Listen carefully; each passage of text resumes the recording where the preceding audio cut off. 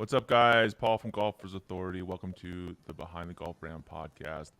We are on episode 76, and I have IZZO Golf with us today, and I'm really super excited because I've known Aaron since the beginning of my venture, essentially, and he's brought his friend Jeff. So Aaron Frank and Jeff Gage from IZZO Golf, and we're going to talk about kind of how they grew. And you guys already know who IZZO is, and if you have to know who IZZO is. So I'm really excited to have him on the show today. So welcome to the show. Thanks for having us. Good to be here, Paul. Yeah. Where is IZZO located? IZZO is based in Rochester, New York, western part of New York, about an hour from Buffalo, in between Buffalo and Syracuse. Geographically, let's just give you some perspective. I can drive to Toronto in about 3 hours, but New York City is about 5 hours. Yeah. Oh, wow. So it gives you some sense of kind of where we are and how big the state is. It's actually a shorter drive for us to go to Pittsburgh and Cleveland than it is to New York City. So Really? yeah. Yep. Wow. Well, when you say you live in New York, they immediately think you live in the city. Yeah. And we're kind of we're far removed from New York City. So Let me ask this question: are you guys golf pros? I like to think I'm a golf pro. I was just going to say that. Your Yeah. bag looks like you're a golf pro. But are you a golf pro? Yeah, we got plenty of golf bags. So yeah. No, I mean we're obviously we're all avid golfers here. If you walk down the hall here and talk to the folks, the handicaps range from low single digit to I think we got a guy who's like a 40 handicap. No, we got a couple guys. Yeah. We got a couple 40s. I'm really afraid to get my handicap done. I'm gonna do it. I'm gonna do a whole YouTube series on my handicap. Yeah. I'm gonna call it "Let's Be Honest," right? And like, 'cause everyone's like, "Oh yeah, I shoot the 80s." I've been saying that for 25 years. Right? Yeah. So like, I went and shot like 3 months ago, and I was not in the 80s. Let's put it that way. Like I was well over 100. I really kept my score, and there was no cheating, right? Like no, oh yeah, I went, oh lost ball, let's drop another one, or nothing. And I was like, holy crap, I suck.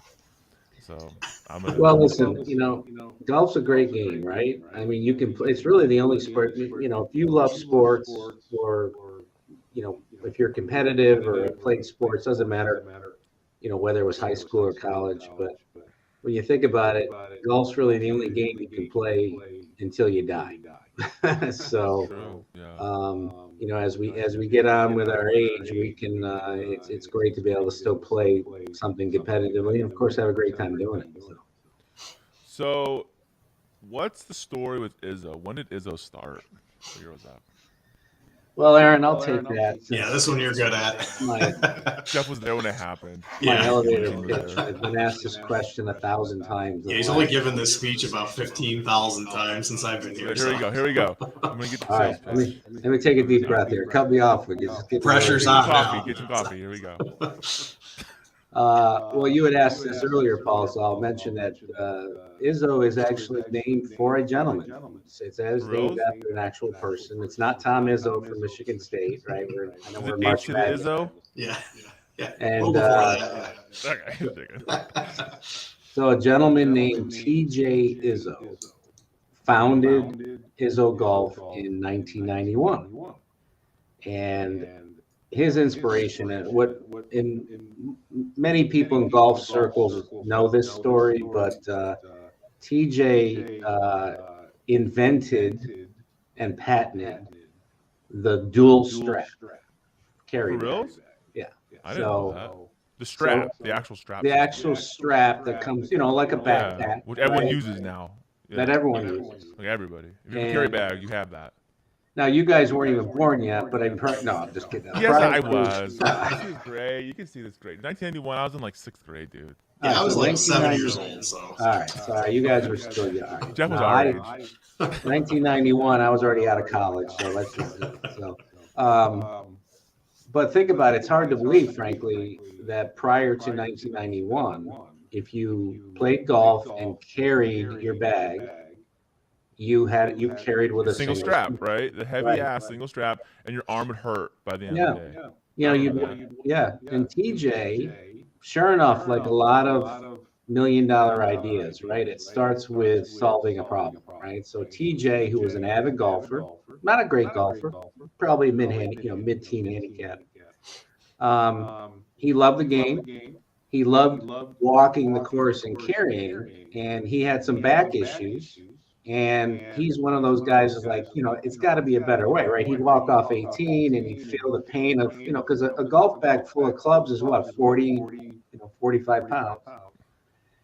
And, he tinkered, right? He was a kind of an engineering background, and he created the first dual strap.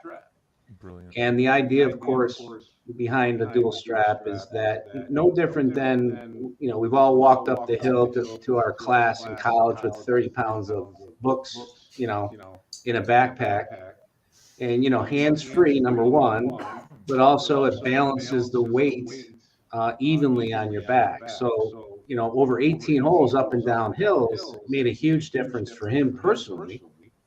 And really, it's one of those, boy, why didn't I think of that moments? And he took it to the extent of patenting the original dual strap. And it was a utility patent, which we know in the patent world, there's utility patents and then there's design patents. So design patents are easy to get around. Utility patents are pretty locked down. They're hard to step around. So long story short, It's the more expensive of the patents too, right? What's that? It's the more expensive of the patents, like utilities. Oh, absolutely. Utilities like $8-9 grand, and if you want the full blown, like Yeah. yeah. But he got a global patent, utility patent, and from then, I mean, that was the impetus behind IZZO Golf being created. Obviously named after T.J. IZZO, the inventor of the dual strap. So originally in 1991, we were a golf bag company. That's all we were. So you're making bags with the strap, or is he just making the strap? Well, we sold, so basically back then, that was a long time ago. So we had different revenue streams, all kind of centered around the dual strap. Because essentially you could not get, because of the patent, if you were a manufacturer of a golf bag, you could not put a dual strap on the bag without either buying it from IZZO, licensing it from IZZO, or He's a smart man. Yeah.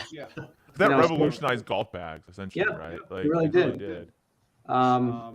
In fact, there's a quote from, I think, the USGA, and it talked about like the 5 most influential inventions in golf that kind of changed the game, like the balata ball, the metal wood, right, which is like and the dual strap is one of them. It's actually considered, because to your point, Paul, it really dramatically changed the game, at least from a playability standpoint.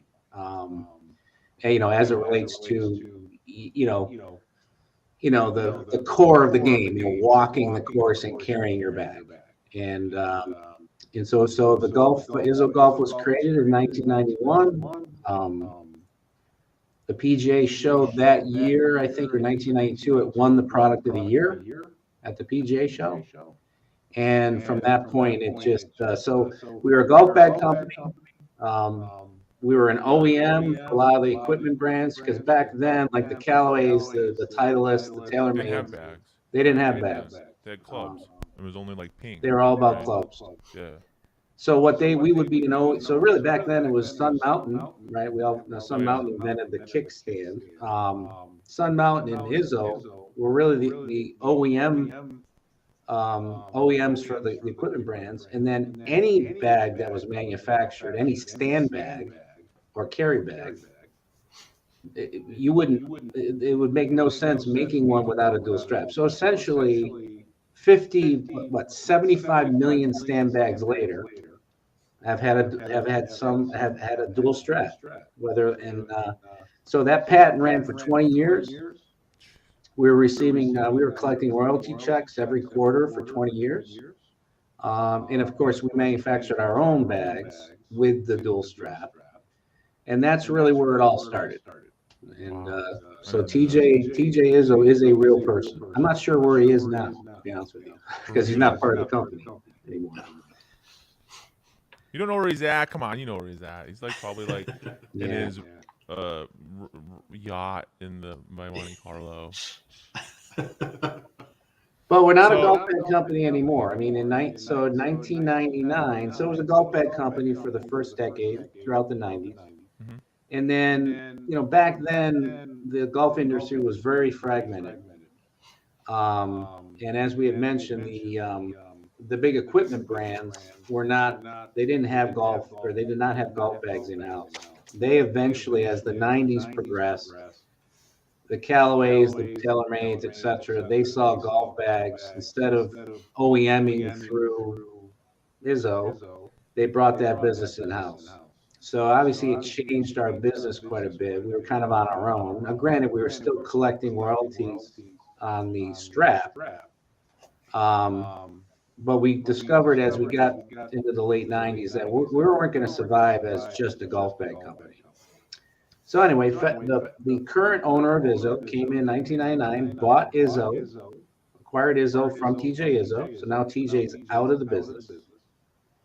And smartly, the current owner saw kind of the consolidation of the industry, and he went out and he bought a training aid company. He bought a big accessory company, and he rolled them all under the IZZO Golf umbrella. So since 1999, we are well beyond golf bags. We are one of the biggest golf accessory companies in the world as we sit here today. You really are, and I always forget that because like I think of you as the GPS stuff because that's how I met you guys, right? Yeah. And I forget like when you're talking, I was like, actually I went to your website and I was like, oh my god, try it. Oh yeah, try it. Like, like looking at the nets and the chipping aids, and I'm like, oh my god, I forgot about all this stuff. Like, just because I just remember you as how I entered. Does that make sense? And so it's like, I mean, you guys are a huge training aid company and accessories, right? Yep. I mean, yeah.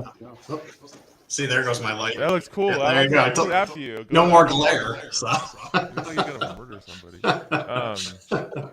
My camera's not freezing up. Every now and again, I gotta, wave my arms from behind my computer. Dude, that happened to me the other night. I'm gonna tell a bad story about me. We went to this restaurant like 3 nights ago, and like I was in the bathroom and like making business, and like they had those same thing, the sensor, but it's like on a 2-minute timer, and I'm in there. I think it was freaking pitch black in there, and I was like, now what do you do? Right? You get up, start going like that's like what I had to do actually. I was like moving my arm. I was like, some person's gonna walk in and is gonna meet with me going like this. Anyways, Well, yeah, you mentioned training. So we really in the decade, the 2000s, golf bags was maybe 5% of our business. A lot of people. Like after the patent, or you guys just stopped making bags? No, still collecting royalties. So remember, 20 years. So we were collecting royalty checks up until 2011. But between the year 2000 and, we really, a lot of people kind of knew of us more about golf bags because of the heritage, but we really didn't do a lot of golf bags in the 2000s. Now, in the last decade, we've kind of gotten back pretty big into the golf bag world, because, we had some brand equity in golf bags because of the dual strap, and we were taking advantage of it. Now, we were diversifying as a company and growing into one of the biggest golf accessory companies in the world, and golf bags was just a subcategory of something much bigger. But you mentioned training, like we're probably the #1 manufacturer of hitting nets. It surprised me. And then training aids, so we're pretty big on the training side. We have some of the best-selling training aids of all time. Like which ones? Flat ball? The flat ball's one. The smooth swing, the smooth swing is, worldwide. Yeah. And that's, it's a very simple, intuitive training aid. The thing retails for, $15 to $20. Yeah, $15 on your website. Yeah. I think with that, yeah. Well, what it does is that it goes to show you don't have to, some of these training aids, these info commercials, that these training aids are $100, $150. They're very complicated. The best $500 ones, dude. I was like, yeah, I know. $500 for training aid? Like, are you serious? And like, oh, it's high tech, and I'm like, no, I would never wear that. Yeah. Right. Yeah. And then like, it's $500. Like, come on, who buys that? Yeah, they're hard to use. You know, you don't even know what to do. It's like your arm's like this, Yeah. in it, right? And you're like, okay, that's how you do it. And it's like, why would I spend $500 to do that? Well, and back to inventors. I mean, golf is full of inventors, and these are guys. They all think they have the next $1 million idea. Now, because of who we are and because of our distribution globally, every inventor, our phones ring off the hook. They all come to us because they want to sell us on the idea. You know, we can brand it under Callaway or Odyssey because of our licensing relationship with them, or we can do it IZZO. And we frankly, the ones that come to us and they're very expensive or they're very complicated, they're not intuitive, we don't even bother with. Okay, I got to tell you this story. Honestly, I should talk to you. My dad, you know how I got into this? Like 20 years ago, my dad had a training aid, right? And like, it's still around. It's called the AccuHit. And I was like right out of college and I was in flight school. I used to be a pilot, right? So I didn't have a job, and he's like, "Hey, why don't you help me market this?" And so like I didn't know, like my dad was a tinkerer, right? He got the patent, he did the whole thing, he patented this thing. But it's like, where's the biggest pain point, right? When you in golf, bringing it to market, right? Like, yeah, you can invent it and do all this stuff, but like, will it sell? And this is like 2000, so this is like no internet days, right? Like, so. You know, he paid me, and what I did, honestly, it's my first taste of the industry, is I would write letters to all the magazines, right? I'd go to the grocery store, get the magazines, go to the equipment section, find out who the guy was, go to the back of it, like figure out what their address was or the beginning of it, and I would send letters, and I would just be like, hey, and then within 2 years we got into like 20 magazines, which was like, and there's like and I had fun with it, right? Because I didn't care, but like I know what you're saying because like.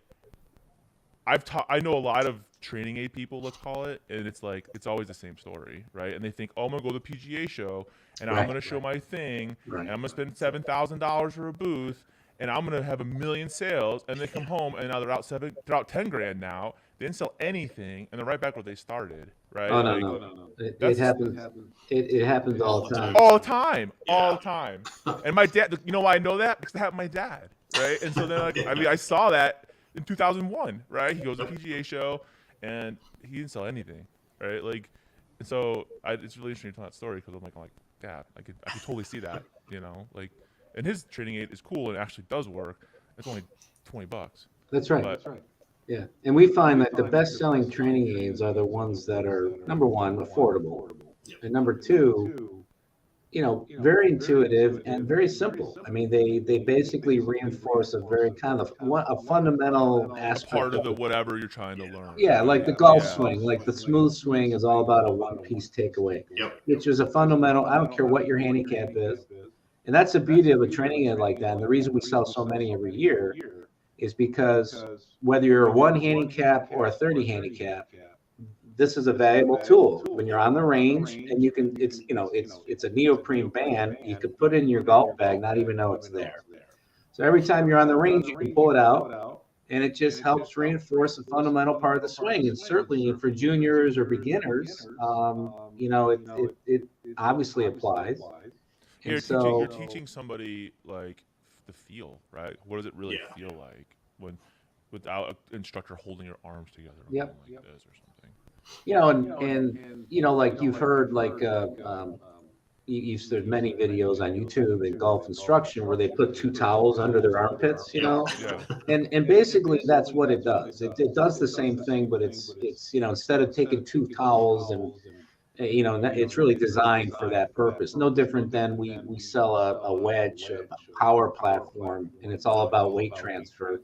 You know, and what you do is you basically, you know, when you set up to hit a golf ball, you're standing on a wedge on your back foot, which keeps your weight centered. And so you eliminate the swing. And again, you know, many golf instructors, they'll tell a student to step on a golf ball, you know, and all we did is kind of take something that's very intuitive and very basic and create commercialize it, create a product. Retails for, again, $19.99. And that stuff, we do very well with those kind of training aids, very well. So, like, the breadth of what you guys do is big, right? I mean, I'm not trying to sound ignorant, right? Like, oh yeah, but like, there's so many training aids you guys sell, right? You would never think, oh, it's an IZZO thing, it's an IZZO thing, and it's like, you see all these knockoffs, right? Like whatever Chinese knockoff of it, but it's like, really, that was your product. I mean, you see it all the time. But it's like you guys have the chipping. I know you have the chipping aid. You have the putting greens. You have the hitting net. I knew you guys had a lot of hitting nets. I already knew that, and like you're well respected for the hitting nets. But I didn't realize the breadth of how many you make, right? And design, like size, and then the type that has like the picture like in the net, so you kind of feel like brilliant, right? And it's an upcharge, brilliant. Like no one's into a net in their backyard, like make it look like a golf course. I'll pay the extra money, no problem, right? Like so smart. Well, that True View, we call it a True View. It's a die-cut printed. Essentially, you're kind of, it's not even a net per se. We call it a hitting net because, for lack of a better term, but it's almost like hitting into a simulator screen. Oh, like the same kind of material like that. Yeah, that's the material. And like the soft. The technology allows you to, you print this die-cut printed image, very high-res image. And of course, the theory there is that when you're practicing, you're focusing on an actual target versus hitting into a net. So that's what's cool about that's relatively new. That's only been out. A year, maybe a couple years. Not even, So I didn't even know you did that. Like, that's so okay. You have the hitting nets, which are sick, and you have the training aids. And then when did you? So like what? So in 2000, in the 2000s, right? You guys started diversifying. It sounds like, right? Yeah. Because you were kind of like, well, we have this. It's going to run out in X amount of years. We need to start expanding what we're doing, our offerings, and start bringing in other products, right? And probably back then, no one was really doing it anyways. I mean, a consolidator of training aids, like who does that? I only know one other company, that's trainingaids.com, but they're a wholesale. I mean, they sell, right? It's not like they're a manufacturer, right, or whatever it is. Well, it's one of the reasons why we have such. I mean, we have relationships with kind of the who's who of sporting good golf specialty retail. So the biggest retailers in the country, if not alone, focusing on the U.S. So it's the Walmart, Target, Amazon, obviously, but Dick's Sporting Goods, Golf Galaxy, PJ Tour. We are a strategic supplier for all the big names in retail, mainly because a lot of these big retailers, they want to minimize the number of vendors they deal with. It's too much to have one-off vendors, for one SKU. For one product they make, right? Like, oh, you make the X, okay, well, we'll account for one. Buy from a dozen people. Yeah. So to your point, by consolidating back in the early 2000s, by buying these other companies and then consolidating them under one brand, we became a much bigger company.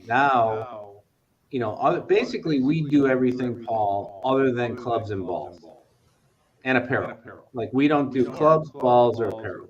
Well, everyone's doing balls now. Yeah. Everybody. And apparel. The last 5 years, right? Let's be honest. And then like apparel, that's a full-time job in itself, right? Because it's like trends and what's cool and blah blah blah and like a ton of capital on stuff that might never sell, right? And like, I work with a lot of apparel brands, and I'll tell you a story about apparel. I was like, okay, I'm gonna do some like sweatshirts or something for the brand. So I started doing apparel, and I figure out how to do it. Get it, I'm not buying 10,000 things, right? But then, like a year ago, I work with the guys from Devereaux, and I was over at their office because they're in Tempe, and I walk in, and I'm like, holy crap, like it's really nice, right? And I'm like, now this is a real apparel brand, right? Like you see them looking at fabrics and design. I'm like, I'm not even doing that. I'm just doing some screen printing, right? Like I'll never be able to do that. Like, I don't even have a background in that. No. It's like, I'm not gonna do apparel. Like, no, you got to be all in. Yeah, it's kind of like you have to be all in, right? And you have to kind of know like what you're doing and why you're doing it, and even operationally, the problem, the challenge with apparel and footwear is you have sizes, right? So you gotta that's a very challenging business, and you better be really good at. That's why the best apparel brands in the world, that's all they do is apparel. And they're 2 years out or a year and a half out when they're buying. They already figured. You can't figure that out like the month before, right? Like. And I also think that too with golf gloves. Like people think gloves are an easy market. No, dude, there's like 20 freaking sizes, right? How many are you gonna buy? And what nobody likes them? It's like it's just that's golf gloves is tough. So we've always avoided that only because when you think about the biggest brands in golf, they tend to be the equipment brands, right? So we all know Callaway, Titleist, TaylorMade. Yeah. Even then, they're all about clubs and balls. Now, of course, they do have accessory, but they dabble in that. In fact, that's why They go to we you. have Yeah.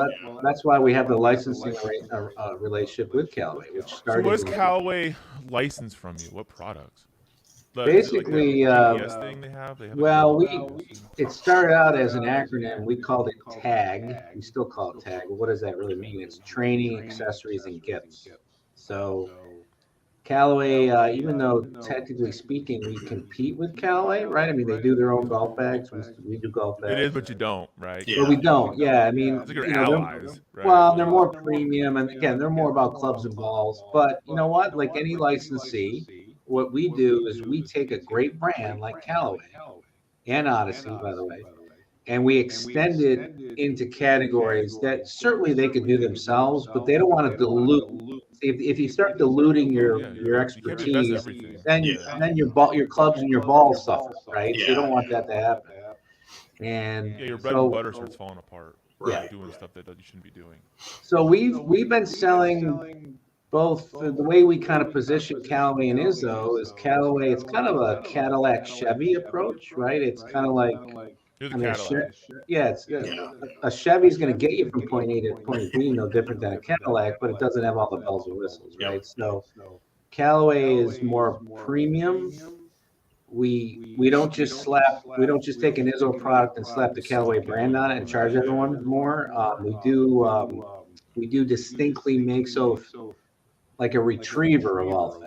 The Callaway retriever, it's probably the What's number your one retriever? selling. I know exactly what you're talking about. Yeah. Yeah, we call it the 15th Club Retriever Yeah. because it has a head cover, so it looks like the 15th It's Club. like $50, right? It's like, Yeah, they're $50. Yeah, I know Yeah. exactly what you're talking about. There's a blue head cover on it. Yep. We sell. One of the best sellers. It's amazing how many of those reach. I mean, I remember when we first came out with it. It's back in 2007. We came out with that product, and back then it was like $39.99. And every other retriever in the market was $15 or less. And I remember saying, this isn't gonna work. And you know what? It's a testament to the brand. It's a testament to the fact that we did create a Cadillac of retrievers. I mean, from a construction standpoint, that thing's it's a weapon. And it looks nice. It's Yeah. like it doesn't. People don't care about the price. Like I don't know. Here's a funny story. My dad used to always say when I was a kid, he's like, "Oh, you always want the Cadillac version of everything." I never knew what that meant, right? I was like, and then I was like, yeah, because I want the best thing. If it breaks, I just paid the most money. I know it's not gonna break. Right. Yeah. Well, what's funny is hitting nets is a good example. Trust me, with hitting nets, you get what you pay for. Yes. Okay, so Really? you can find I hitting assume nets. so, right? Any hitting net that retails for under $100, I would run away from. Only because The balls go right through it. Oh they go yeah. right through it. And and if you got it outside and your neighbor's kids are playing in the backyard and you put a ball, you're hitting a ball 150 miles an hour through that net, and there's something on the other side. I mean, that's so You have especially the things you guys are doing. You have to stand behind, right? Yeah. Like our net is not going to do that, right? Right. Because I mean, literally, you're making a safety thing, Yeah. and it's like, it's like you're not messing around. Oh, our QC team's got a golf ball launcher that launches golf balls up to 200 miles an hour into this net. Just to make sure we're not producing products that aren't going to It work. all makes sense. I didn't think about that, but yeah. I mean, Well, and it's a pay me now, pay me later thing. A lot of people get cheap with a hitting net once, and then it breaks or the ball flies through it, and then they come back and they spend double the price, but they get something that's durable and it's going to last. So see, I just think it's so cool. Like, I honestly thought, cause I mean, I was like, we're gonna talk about. We haven't gotten to it yet, but I was like, we're gonna talk about the IZZO Swami and like the stuff and blah blah blah. And I totally forgot, right? Like, I mean, until you started talking about it, I started looking at it, I was like, oh, that's right. That they have a lot of stuff, and then I didn't realize how big of a company you really are, right? Like how many things you actually do, the relationships you have with Callaway. I didn't know that. I had no idea, honestly. Like, it's not my business. I didn't know you made that. I mean, what are the things called? ball 15, rubber thing. the Oh 15, yeah, sure, yeah. 15 club retriever. Yeah. Well, we do Yeah. like, Patty's Day. well, when you think about it, as a licensee of Callaway, if we're doing it right, the consumer doesn't know it's IZZO. You know, I would never know that. you know, they're buying a Callaway product. And we take that very seriously because Callaway is a premium brand. I mean, we all know they sell $500 drivers and they're great drivers.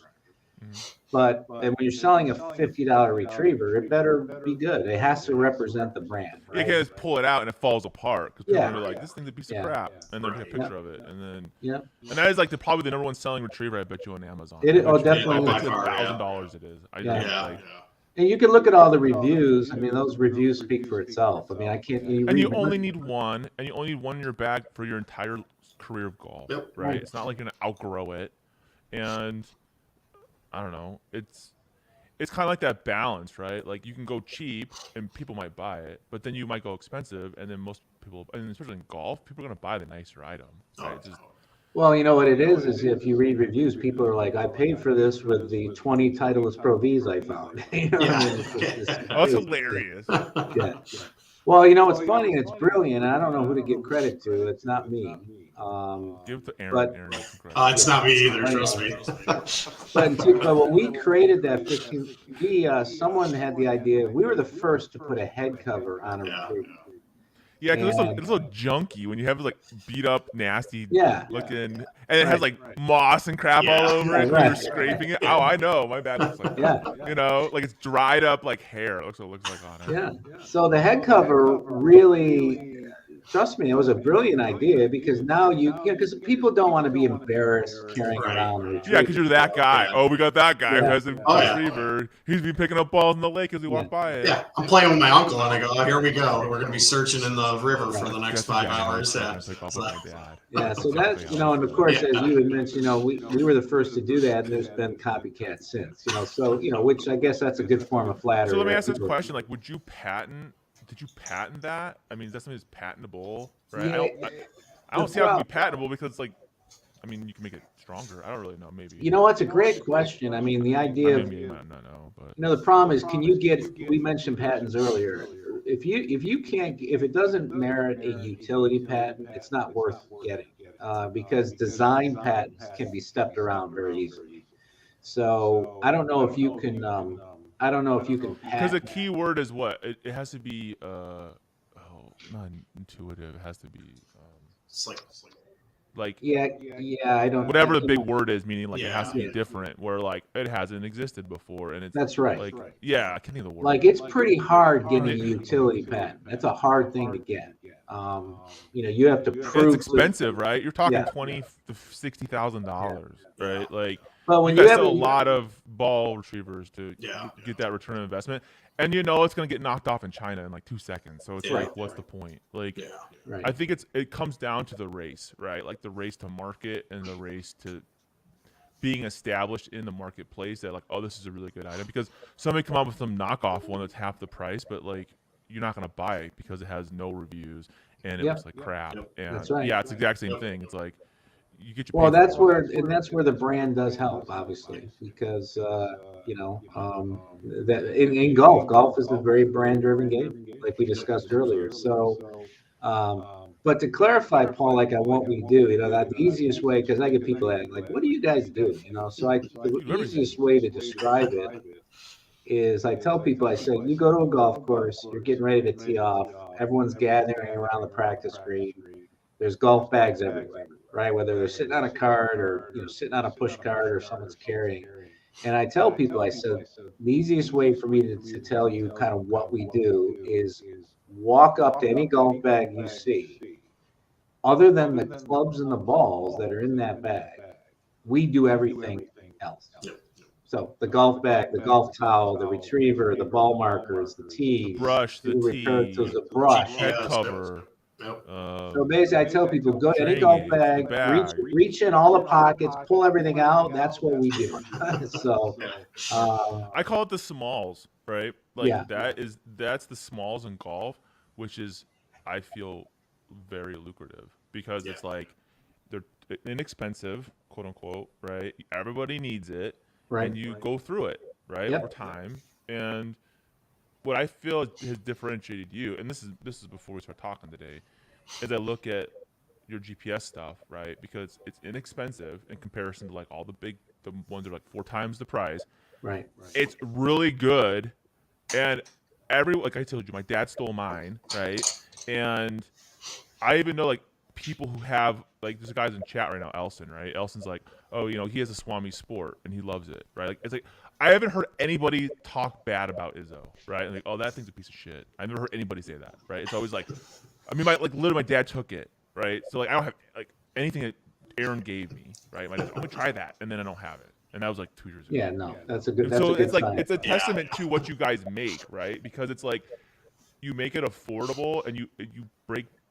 It makes it easier for new golfers or any golfer really, the barrier of entry to buy that unit, right? Yeah. But it's still a very good unit. They don't need to buy the $500 one because it does the same damn thing, right? Like. Well, that was our effort up front when we jumped into the GPS world. So this was when was like, that? Like when did you guys start doing like that? 2007 or 8. This is is when when super expensive back then. Yeah, this is when it was really Sky Caddy, nothing else. Yep. And a Sky Caddy, like any new technology, it was very expensive. They were $300, $400 for a Sky Caddy. And we this category was emerging. We hadn't, it was a good fit for us, but we had never done it before. So we could have partnered with someone like, no, we're gonna organically build out our own line of GPS units. And to your point, Paul, we made a decision early on to cut the price in half. Like we're like, this is ridiculous. So we can play at the high end if you want, and then you build in all the different game. Yeah. So So we were the first to market with a GPS unit back then that was under $100. really? And now, time has gone on, inflation, whatever. So now, like we have a range of Swami. We call Swami. Swami knows all kind of thing. And Is that where it came from? Is that where it came from? Yeah. Brilliant. That's Yeah. smart. I was see like IZZO. You're like, what the hell does that mean, right? Like, where do they even come with that? Right. And then it's like, I mean, no offense. And then it's like Swami, and then you think about it, like, oh, it's really cool. Oh, it's really cool. Right? Yeah. That's what I love this about the show. Well, that's the thing. IZZO's got a catch, but it's a real guy. Well, the real guy. Now, I thought IZZO was like, I don't know what I thought IZZO was because it's not a common. You know what I'm saying? Like, I had no idea. Yeah. But then even like the name Swami, like, how the hell they come? Why do they choose Swami? Right? Like, Well, again, it was like Swami says, right? Like, and then your distance. Swami says, "Here's your distance to the front of the green." Oh my God, and that was before our generation. But Yeah. There's a new show called Saturday, or what do they call Johnny Carson? Oh yeah. Oh yeah. What do you call Did it? that Swami? Was that Swami Yeah. we did that? It No, was. I don't think he was Swami. No, it was a different. Was it? one. Oh. Yeah. It was something like that. Or he had the card on his head, and he'd be like, Yeah. He would give you the answer and then ask the question. "Oh yeah." Yeah, that's what it was. And McMahon would go, "Ha." That's all he would do. That's all a guy would do. And then he'd give like money away once a year on the commercial for. Yeah. Publishers Clearinghouse. Yeah. So, but I mean, we've been in the GPS business since 2008, right? We're 2022. We sell. We've sold A bazillion of them. Yeah. I think hundreds. We're in the hundreds of thousands of units worldwide. Again, we do sell It's worldwide. quality. It's strong. It works really well, and it's affordable, right? Yep. Like you've made the perfect product, right? Like, and it's a testament to the brand that you guys did that, and you had different price points, right? So it's like the smaller one or the bigger one. Yep. Like this. So what's the big one called? It's called the Swami 6000. See, our original unit, you know how they companies use model numbers and they progress, right? Yeah. So our first unit was called the Swami 1500. We still get calls on that. Really? That was back in the late, and so then Because somebody probably has one, and They broke still do. it after 15 years. Nope. They still do. So you get better as you go, right? So Swami 1500, then there was a Swami 3000, then there was a Swami 4000, then the 4000 plus, then the 5000, and then the 6000. So we're in the 6000 right now. It's a handheld unit. It's got a magnet built in, so it could sit. What I like about it, I love the magnets built in because if you're in a Dude, car, magnets is the future of golf. I'm just telling you right now. It is. No, Yeah, it you really don't is. wanna- yeah. It is. and it has all the same features that a $300 Garmin has, to be frank. Aaron Frank. So, but for half the cost. That's why I'm here. And and listen, nothing against. I mean, the Garmins and the Bushnells of the world. I mean, they have established brands. They're premium. Fine. Yeah, I was looking at Amazon last night. I was going through products, right? And I was looking at products I want to buy, and like Bushnell has like a $500 rangefinder, and I'm like, what the hell does that thing do? That's worth $500. Like that's like some person. Like in my mind, that's an ivory tower decision, right? Like okay. Somebody will buy it. No, they won't buy it. I can tell you right now, they're not going to buy that. I mean, if you're that guy. First of all, I'm not going to look at your bag and be like, "Oh, is that the Bushnell one? That's $500." Like, I mean, stupid. Well, we have the #1 selling laser on Amazon now too. It's under it's under the Callaway brand, and it retails. That Callaway laser? Yep. No shit. That's us. Like the one that's like white and red and brown or whatever. Yeah. I know what you're talking about. Yep. No, I know exactly that one you're talking about. Yeah. Oh my God, that's crazy. It's called the 300 Pro. Yep. It's been around forever, right? Like it's well, we used to be inline range, and then as we built out our inline range, Callaway obviously they're more tour authentic, and they want the higher end. And we said, we have a good relationship with Amazon. And holy crap, dude! I didn't know this was yours. Exactly. Yeah. So they were like, can you guys, do a Callaway branded unit for $199? And I'm like, I think sold. Anyway, so we that is the #1 selling laser on Amazon right now. 6,099 reviews, you guys. There you go. And it's 4.5 stars. Yeah. Like. Yeah. At $199. Yeah. Let's break this back a second. Why is it working? Well, it says Callaway on it, right? So it's easy win right there. It's under $200, so it's like you've already sold the person because it's a Callaway. It's under $200, so it's like barrier of entry for everybody else who's trying to compete with you, who's a no-name brand. Good luck. Now it's a price. Now it's a price game, right? But it's like, okay, I must pay $100. That laser's probably a piece of crap, right? Like. And by the way, and the most important part is it works like a $300-400 laser. Yeah. That's the best. Magnet in it. Yep. Okay, that's the future. Yeah, it's got all the features. The optics is. I mean, trust me, there always is an element of price point is reflective of the cost of manufacturing, right? I mean that and obviously, as you start getting cheaper in your manufacturing, you're using less quality materials and whatever. So usually the price point reflects the quality and the value. But this is a great, and the reason why this does so well is that at $199 you're getting a $400 laser. Yeah. And that's, I mean, so now you guys don't make your own laser, do you? I don't think you do. Well, we manufacture. We don't do it under IZZO. No, that is your IZZO one. Quote unquote. Well, the nature of our licensing arrangement with Callaway is, they're more they're a tour authentic brand, right? Because of their obvious equipment and balls and Xander Schauffele, John Rahm, and all the names. You guys just suck. Yeah. And when you think about tour authentic, like on a PGA Tour event, even a practice round, you'll never see a GPS unit, but you'll see plenty of lasers, right? Yeah. So we do all our lasers under Callaway, and then we do all our GPS under IZZO. That's how it's distinct. We don't. That's your agreement, right? Like you're not gonna make a Callaway GPS unit. No, you could. You probably double the price, and people would probably buy it because it's a Callaway on it. But you're not doing that now. Yeah, so we manage the brands very distinctively. The products are distinct. We honor the Callaway brand because of the premium nature of it, and we create our products, and they of course, because it is their brand, they have to approve every product that goes to market. And they're very particular about where their brand is placed for obvious reasons. So they kick the tires on everything we launch, but we, on the back end, we do everything. We do manufacture, we bring it to market, we distribute it worldwide. And so that relationship has been very good for both parties. So how long has that relationship with Callaway been? 2007 is when it started. Oh crap. Yeah.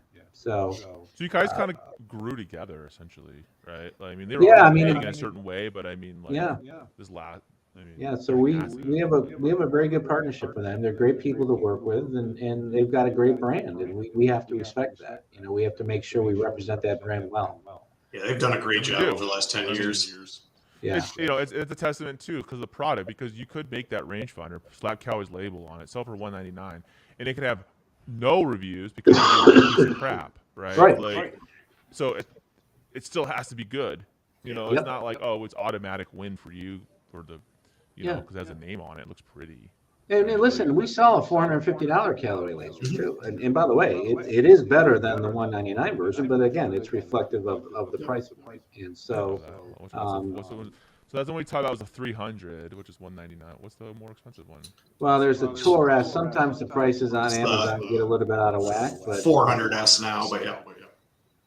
And we have some new models coming out this spring under the Callaway brand. We have a new Tour model coming out. So we have the Easy Scan as well. That one's kind of innovative, if you will.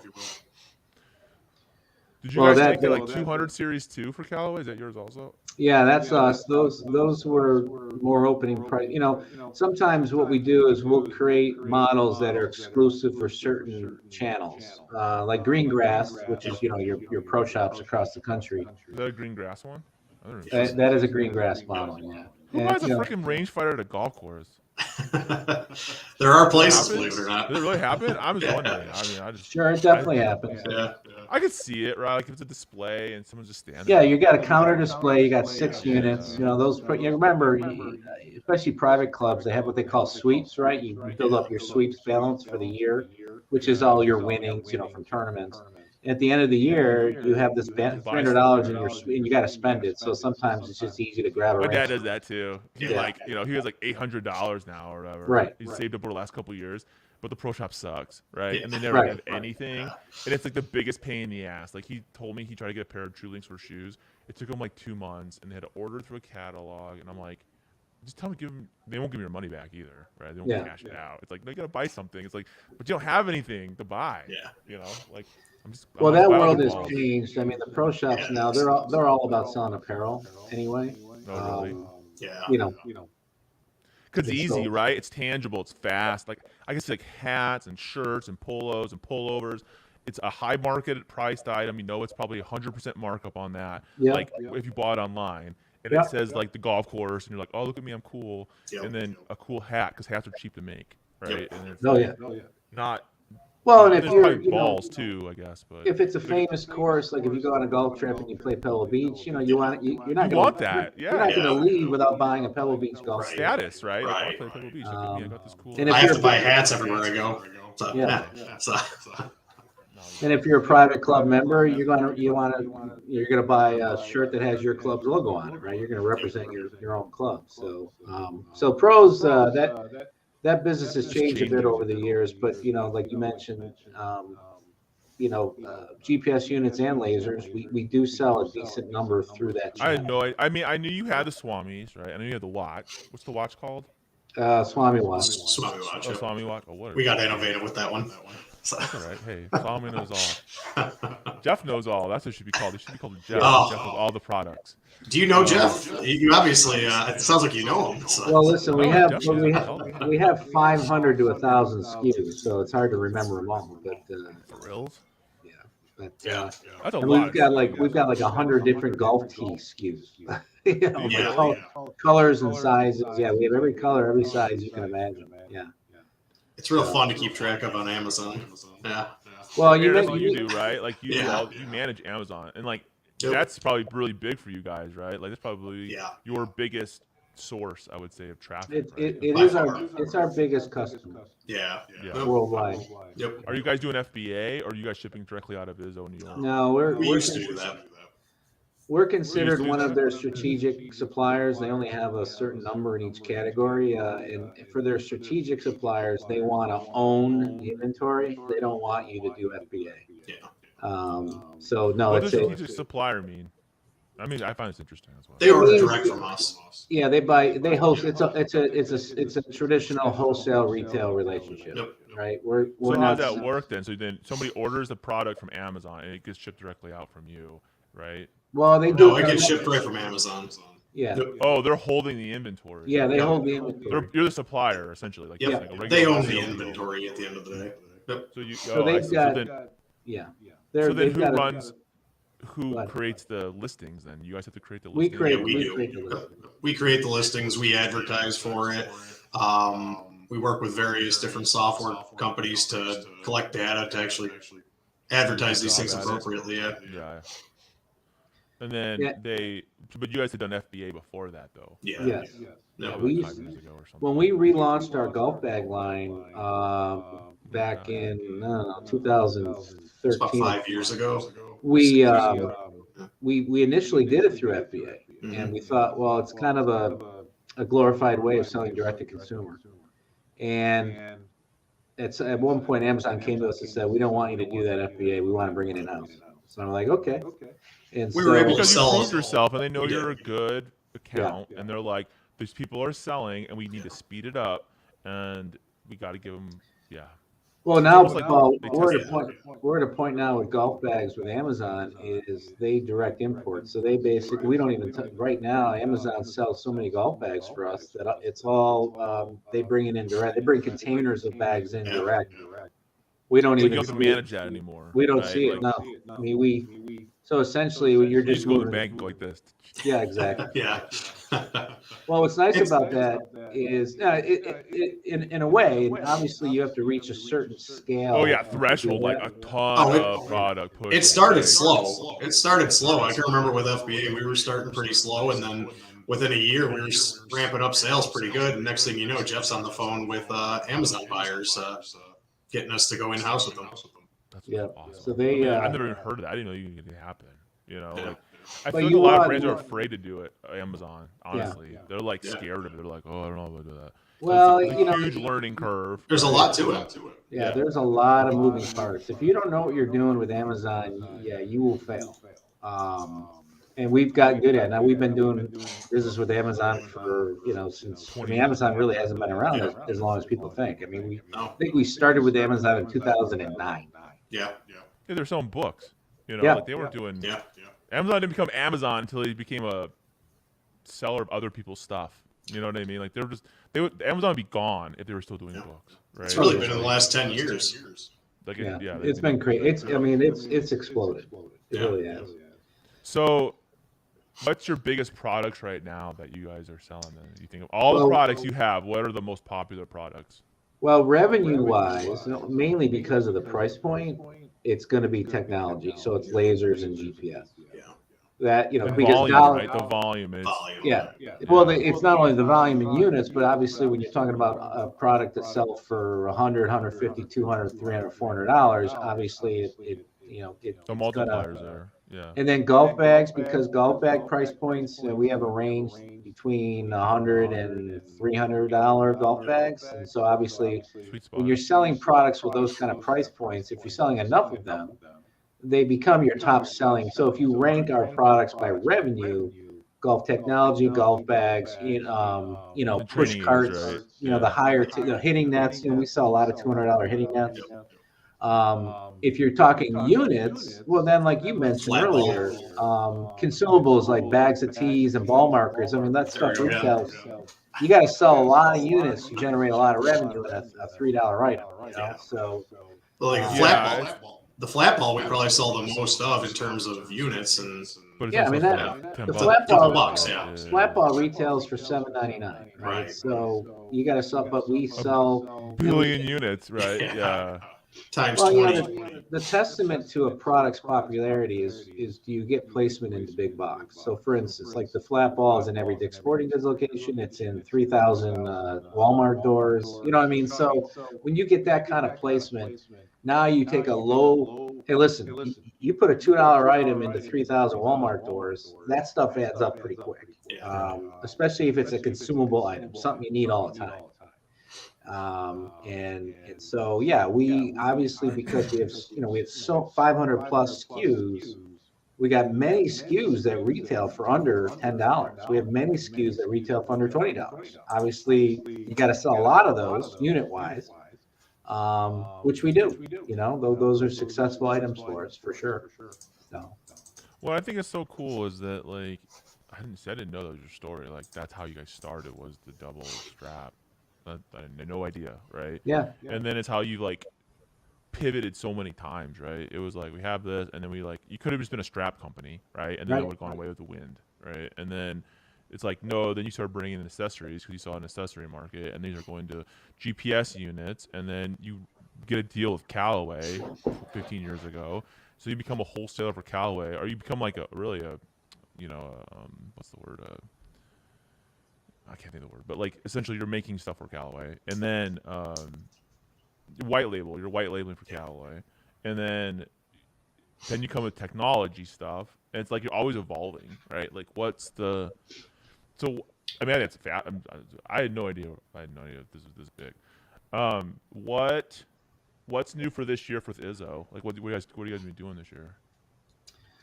Well, we have, you know, that they mentioned on the hitting net side, those true view, you know, the idea, it's a dramatic, you know, pivot in the hitting net, traditional hitting net world. I mean, hitting nets are what we've seen for many years, the traditional, you know, mesh netting. So this notion of the technology's caught up, and now this true view hitting, we call it true view trainer. As I mentioned, it's not a traditional hitting net and how it's manufactured, but it is a hitting system. And we love. Is there a net behind it, or no? It's just the white thing. What's that?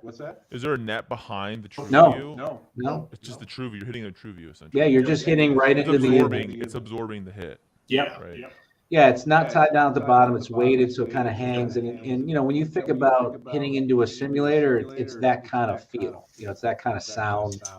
But simulators, we all know, cost a lot of money. So it really is an affordable simulator. You can get an actual high-res image of a fairway or a green. So when you're practicing, you know, again, it helps your focus. So in golf, you gotta have. You can do a net. You have no idea, right? Like That's you, right. Oh, I hit it. You just know this part, but everything out there, you have no idea. You just hit the Yeah. it's like hitting a ball. You're hitting a ball in the net. Like, but at least with this, you can see where it hits for a second, right? Like as you turn, you see like, oh, that went low, or that went high, or that went straight, or whatever. And that's kind of Well, cool. part of it is just really comes down to like back to the fundamentals in golf, right? Visualizing your shot, right? So it's hard to visualize your shot when you don't have a target. You know, when you're hitting into a, you know, so if you have a 8x8 screen 10 feet from you and it's a picture of a fairway, a high res color image of a fairway, similar to like what you see behind me, then, you know, as you're practicing, you're focusing on a target, hitting in the middle of the fairway. And again, it's just, there's the psychology of it. It helps, you know, it helps improve your practice sessions. I mean, that's the theory behind it. So that kind of thing. Now, and also what's really trending now, Paul, is golf games. Yeah. So this would be, I mean, there's so many great reasons why a golf game makes a lot of sense. Number one, it's a great gift. So for the avid golfer in your life, whether it's Father's Day or, you know, golf gifts are very popular at certain times of year, if not all year. Because as you guys know, all of us avid golfers, that's what my kids bought me. It's always some kind of a golf. Yeah, they don't know. What does Dad want? Oh, we should just get Yeah. something golf related. Yeah, Right. I have no idea. And what golf games are great is you can, you know, we design them to be able to be played in the backyard safely. So, or tailgate, beach, whatever it may be. So we're building out a pretty extensive range of golf games that do a couple things. They're fun in the backyard. They're great for teaching your kids how to play golf, even from an early age.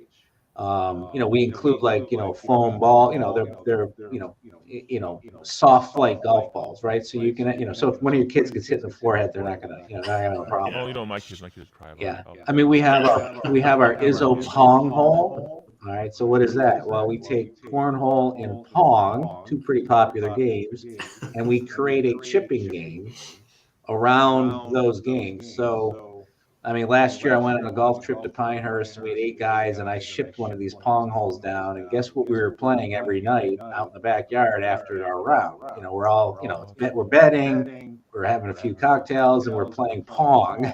You know, with our wedges, and we're actually using real balls.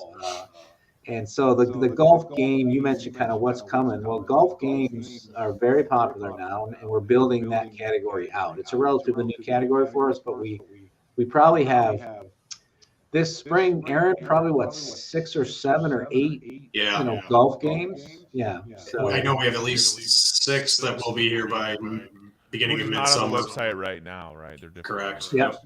Yeah, you'll see them on Amazon too. Like we have ski golf, which you think about ski bowling, right? You guys have been to Dave and Buster's where you can ski bowl.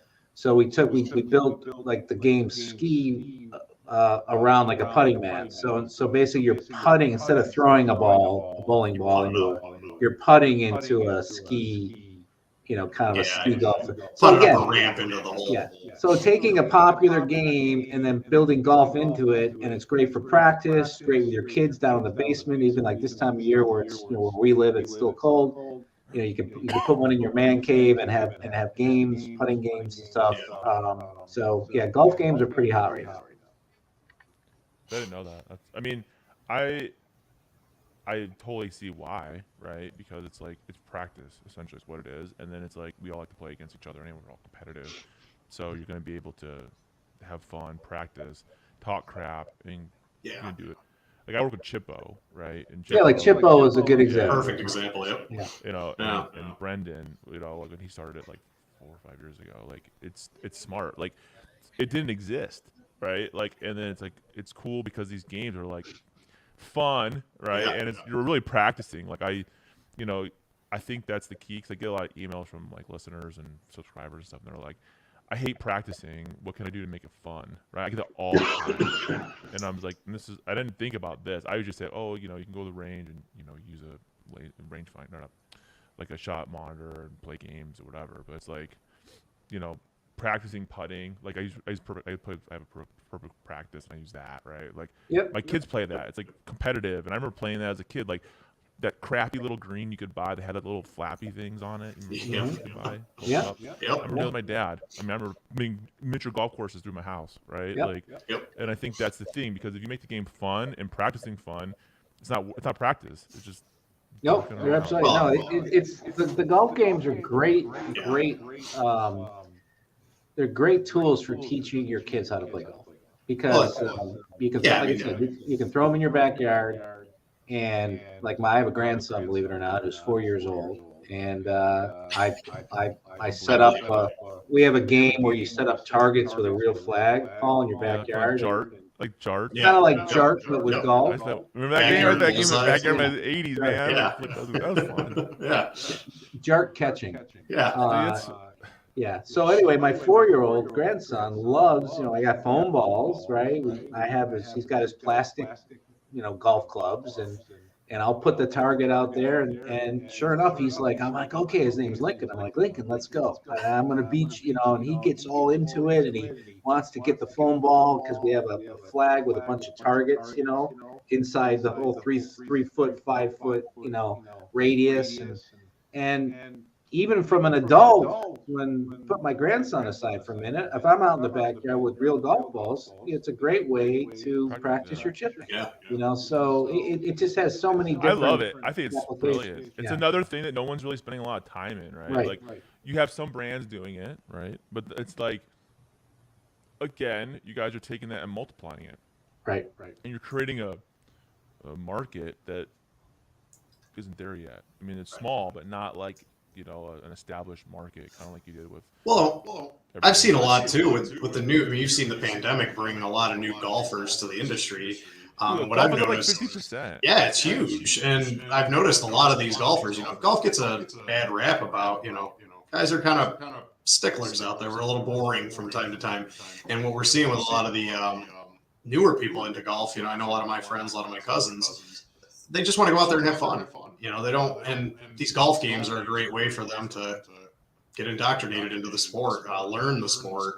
Right. Like you're at a barbecue or hanging out with your family, and you have this, and then the guys that play golf, and he has a little fun playing it. You should be like, oh, cool. And then they're like, oh, you should come play with us. It's fun. We can play. Like, there's your entryway. Not good. Don't worry, nobody's good. Right? That's why we play this game. Right? That's why we drink on the course. That's why we drink a lot on the course. That's right. And in some states, you do a little, Exactly. So. We don't promote the 19th hole here, Aaron. Right. Oh, that's right. I forgot about Aaron. Everyone wants to be the Rodney Dangerfield. I know.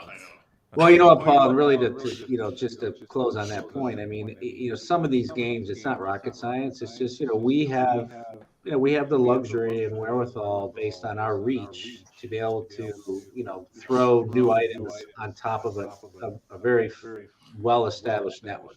And so, You already versus, know. It's like you kind of already know. You're not making some dumb game up, right? And like, oh, I Yeah. hope people will buy it. It's like you guys have the education and the experience.